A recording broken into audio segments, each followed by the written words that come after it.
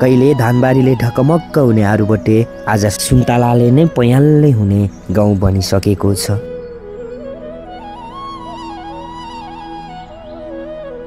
उखानै छ मेहनतको फल मिठो हुन्छ र यहाँका किसानले यही उखानलाई दिनदिनै जीवनमा उतारिरहेका छन्।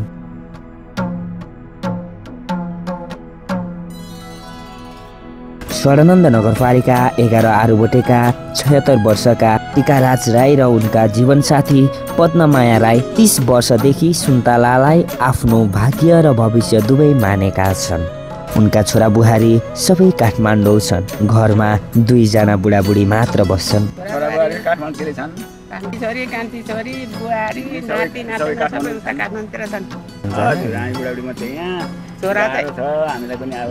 करिब 30 वर्ष पुरानो सुन्तलाको बोटले पनि आजसम्म टिकाराजलाई मनज्ञ आमदामी दिइरहेको छ। लगभग यिनीहरू चाहिँ भयो 30 वर्ष जति यिनीहरू ठुल्ठुलो चाहिँ यिनीहरू चाहिँ अब बिरुवाहरू छ। यिनीहरू त अब 12-14 वर्ष भयो यता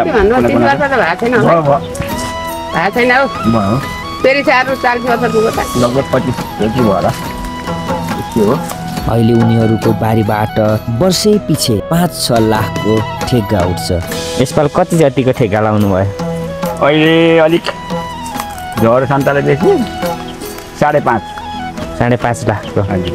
सुन्तला फल्दा सुन बर्सिन्छ भने जस्तै यहाँको सुन्तलाले उनीहरूलाई जीवनमै सन्तुष्टि दिएको छ। अहिले ठेकदारहरू बगैँचामै आएर बोटै बारीका सुन्तला किन्न थालिसकेका छन्। धरान, इटहरी, पथरी, दमक, विराटनगर यहाँकै सुन्तला पुग्छ। यो बेच्न चाहिँ कता लग्नुपर्छ कि आफैले? यो चाहिँ लान पर्दैन, गाडीले लान्छन् नानी, धरान पुर्याउँछ। आउँछ ठेक्कामा लाग्छ अनि जान्छ। विशेष यताको सुन्तला चाहिँ कहाँ कहाँसम्म बिक्रीको लागि जान्छ फुपा? यो भनौँ पथरी, दमक, धरान कृषि बजारमा धेर लान्छन् अनि पथरी, दमक, मधेस लान्छन्। तर यो वर्ष खडेरीले सुन्तलालाई चुनौती दियो। फुल अडिएन तर पनि 5.5 लाखको ठेक्का उत्रियो टिकाराजको सुन्तला बगैँचाबाट। झर सन्ताले बेसी 5.5। माटो बोल्छ, मेहनतले फुल्छ। यही विश्वासले टिकाराज अझै उत्साहित छन्। बुढो मान्छेले कहाँ गर्नु सक्ने, यही तर गाह्रो छ। खेतीहरू त सबै अब अहिले बाँधिएर गयो, सबै मान्छे पाइँदैन, सबै बाँधिरहेको छ खेतहरू।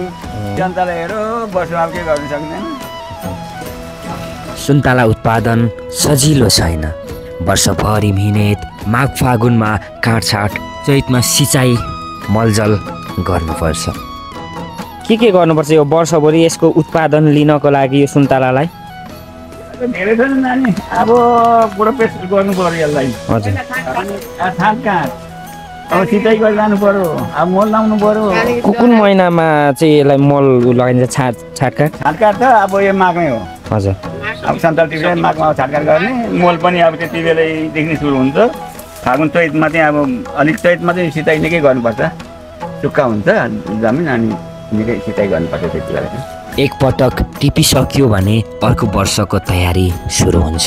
सुन्तलाको एउटा बोटले 30-40 वर्षसम्म उत्पादन दिन्छ। तर विकल्प छैन, मेहनत अनिवार्य छ। यहाँका किसानहरूले नुनसँग सुन्तला साट्थे।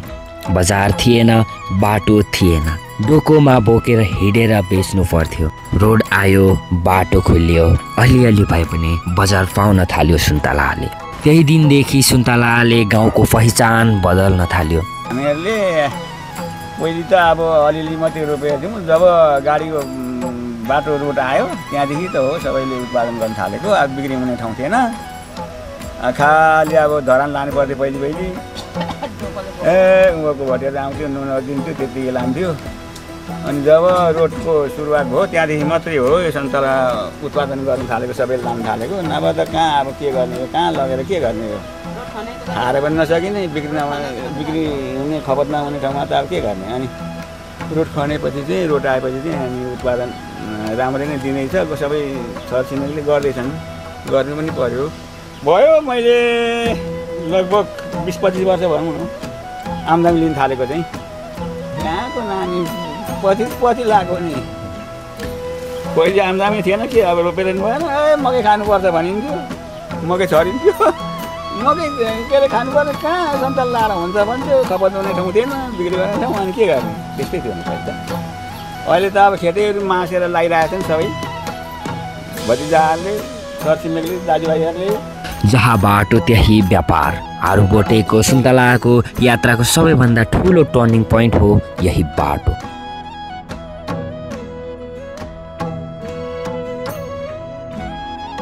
टिकाराजका छिमेकी बलबहादुर खड्का उहाँसँग पनि करिब 400 बोट सुन्तला छन्। तर 2058 सालका बोटहरू पुरानो हुँदै गएपछि उत्पादन घट्दैछ। मेरो नाम बलबहादुर खड्का। सुन्तलाको बोट लगभग 400 बोट छ यहाँ। बासी आम्दानी हिजो त खै घट्दैछ हौ। अहिले साल त मैले सुन्तला सस्तो दिएको छु, अहिले चाहिँ 240 मा दिइरहेको छ। गत साल 2 मा थियो, पहिला चाहिँ अलिक बढी थियो। अलिक सुन्तला मलको कारणले गर्दाखेरि कम फल्दैछ अनि त्यसलाई कम छ। 4-5 लाखको सुन्तला फल्नुपर्ने 58 जेठमा रोपेको 58 जेठमा हामीले यता रोपेको 59-60 यता रोपेको 58 भन्दा नि अगाडि रोपेको छ। पर्छ केही छ अनि बुवाले रोपेको थियो नि। व्यवसाय अझै चुनौतीपूर्ण छ तर आशा अझै उस्तै मजबुत छ। निलिमराज राई 11-12 वर्षदेखि यही गाउँको सुन्तला ठेक्कामा लिएर धरानी टहरी विराटनगरसम्म पुर्याउँदै आएका छन्। यो त सुन्तलाको अब ठेका गरेको त मैले लगभग अब 11 प्लस हुँदैछ, 12को रनिङमा 12 वर्ष भइसक्यो। अब बुढो भइसक्यो सुन्तला। यहाँ पहिल्यैदेखि अब यतातिरको गाडीमा सुरुवातीदेखि नै हामीले लान थालेको। पहिला हुँदै चाहिँ अब यताउति अब डोकोमा टिपेर अब लाने चलन थियो। यो हाम्रो बिक्री चाहिँ विशेष गरेर अब धरानी कृषि बजार इटहरी, त्यस पछाडि विराटनगरतिर पनि जान्छ हाम्रो। विशेष गरेर हामीले चाहिँ अब लाने इटहरीमा हो। अहिले उनी सुन्तलाको जुस उत्पादन गर्ने प्रयासमा छन्। अब जुस बनाउने अब तयारी अवस्थामा छ। अब यसको लागि अब जुस बनाउनको लागि चाहिँ विशेष गरेर अब सहयोग गर्ने अब हामीलाई चाहिँ अब यो प्रधानमन्त्री कृषि आधुनिकीकरण परियोजनाले चाहिँ गत वर्ष अब हामीलाई मेसिनहरू 75% मा उपलब्ध गराउनु भएको छ। अब हामी केही समय पछाडिदेखि अब उत्पादन गर्ने योजना गर्दैछौँ। अब यो चाहिँ अब हामीले के गर्छौँ भने A ग्रेडको सुन्तलाहरू चाहिँ अब यस्तो यो A ग्रेड भन्छ यिनीहरू, यो चाहिँ हामी उँधो लान्छौँ धरानी इटहरीतिर। अनि त्यस पछाडि अब बाँकी रहेको अब सुन्तला मसिनो सुन्तलाहरू चाहिँ अब जुस बनाउने योजना छ। अब यसपालिदेखि चाहिँ अब यसलाई अलिकति बृहत रूपमै अब बनाउनु पर्छ भन्ने योजना चाहिँ बनाइरहेको छौँ। अब हामी लगभग 15-20 दिन पछाडि हामी सुरु गर्छौँ। सुन्तलाले गाउँमा मात्र होइन जीवनमा पनि उज्यालो बनाउँछ भन्ने निलिमराज विश्वास गर्छन्। दीपराज राई भन्छन् अहिलेको सुन्तला खेती व्यावसायिक छैन। राज्यले रोगको औषधि, विषादी, तालिम, कृषि औजारमा केही सहयोग गरिदिए आरुबोटे सुन्तलाको ब्रान्ड बन्थ्यो भन्छन्। म दीपराज राई, मेरो घर यहीँ सनन्द नगरपालिका वार्ड नम्बर 11 आरुबोटे। यो व्यावसायिक रूप त भएकै छैन, यसलाई व्यावसायिक भन्न मिल्दैन। यो त यसो आफूलाई के भनेदेखि गल्जो टार्ने र सही दाम पायो भनेदेखि यहाँको कृषकहरूले चाहिँ यो सुन्तला खेतीप्रति अझ उत्साहित हुन सक्छन्। र धेरै अब यहाँ सुन्तला हाम्रो यो आरुबोटे टोलमा सुन्तला नभएको त घरै छैन। घरको 200, 300, 400, 500, 1800, 1200सम्म झ्याङ्गहरू होला, तर त्यसले भने जति फल दिनुपर्ने हो त्यति फल दिएको छैन। अब अहिले चाहिँ हामीले यो सुन्तलाले चाहिँ रोपिदियो, हुर्काइदियो, त्यति मात्रै हो। अब यसलाई चाहिने आवश्यक काँटछाँट र मलजलको पनि व्यवस्था छैन, सिँचाइको पनि व्यवस्था छैन। जति अहिले चाहिँ हामी कृषकले जति जानिएको छ, आफूले सकिएको छ त्यति मात्रै गरिएको छ।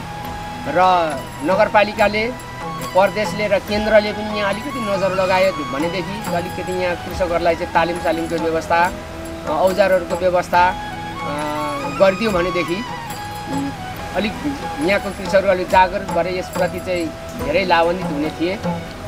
राज्यले हात दिए सुन्तला खेती देशकै नमुना बनाउन सकिन्छ भन्छन्।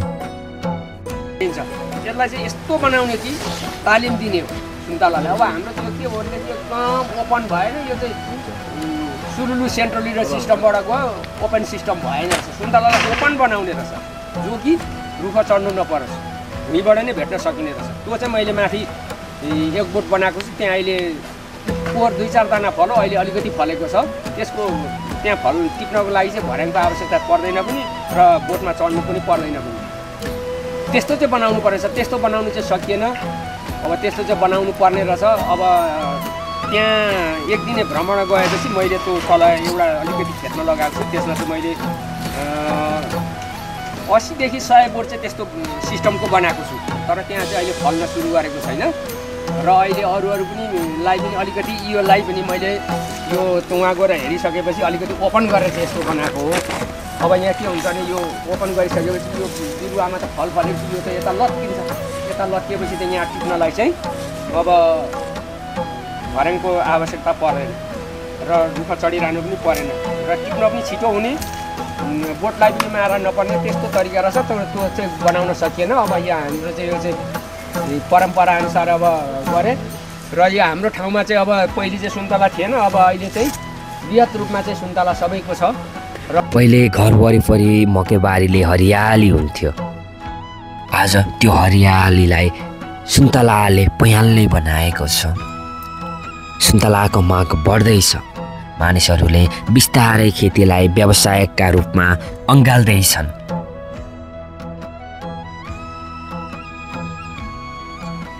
आरुबोटेको बारीले आज गाउँको भविष्य भरिरहेको छ। आरुबोटे एउटा गाउँ जहाँ सुन्तलाले जीवन बदलिएको छ, बदल्दैछ।